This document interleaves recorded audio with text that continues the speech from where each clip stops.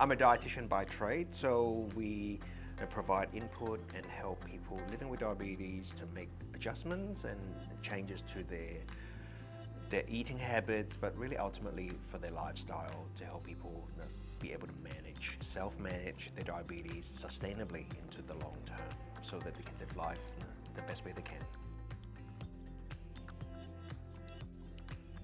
Well, I'm a dietitian, I like food. I do have family and friends who live with diabetes as well, so when those two worlds collide, then it gives me even more meaning in investing my life in the world of diabetes, because I do want my family and friends, and now because you live with type 2 diabetes as you watch, then you've also become part of my family and friends circle. Well, a couple of things come to mind, so maybe I can bring in the support groups first. In Victoria, we have, I think, more than 80 support groups existing across Victoria in urban and rural settings.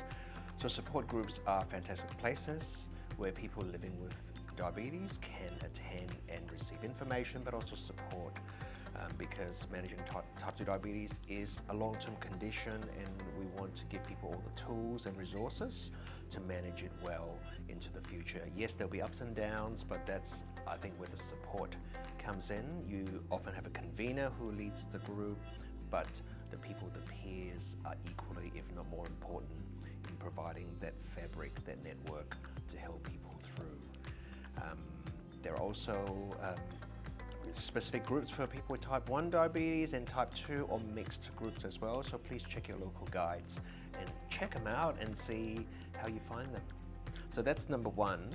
Another offering that givers like yourselves have provided us with, one of the things that's come to mind has been to giving to research. Now we're looking at, of course, looking at curing diabetes, but in the meantime managing diabetes.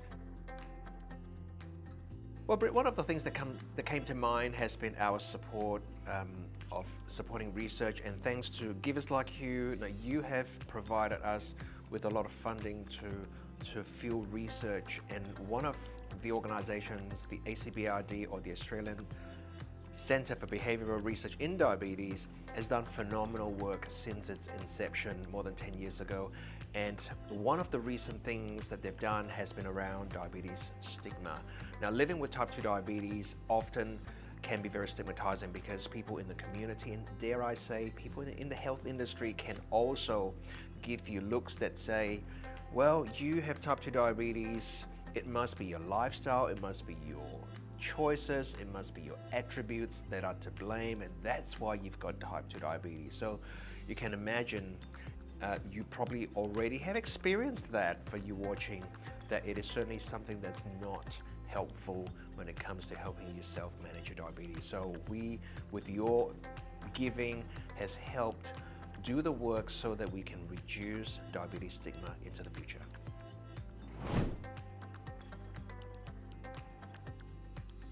You absolutely can, and we can also look at type 1 and type 2 diabetes. I guess historically what the medical fraternity has observed was that only people younger, they call it between birth to 40 years of age, they define that as young, and often they would classify people as having type 1 diabetes, whereas type 2 diabetes tends to happen in people 40 years and above. Now, we have seen today in today's society, for a whole range of reasons, that people can develop both types of diabetes really at any age today. So therefore, it's really important to be able to distinguish the two types of diabetes, because of the way we manage it are quite different, and then to give the right treatment and management. Having type 2 diabetes at an older age, so to speak, is definitely a myth, and that's something that we are putting a lot of effort in to address this. I don't know what's in the box, so let's go. Type 2 diabetes is mild diabetes. Oh my goodness, of course not. All diabetes is serious because it warrants our full attention for the now and also for the future.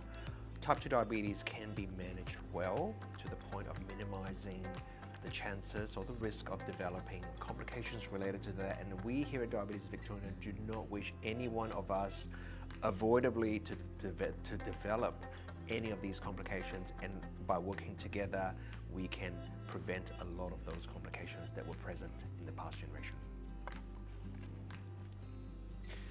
People living with diabetes should not eat carbs. Of course not.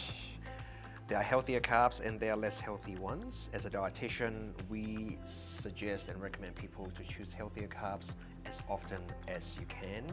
Having said that, there is always room for your birthday cake and for the small piece of chocolate.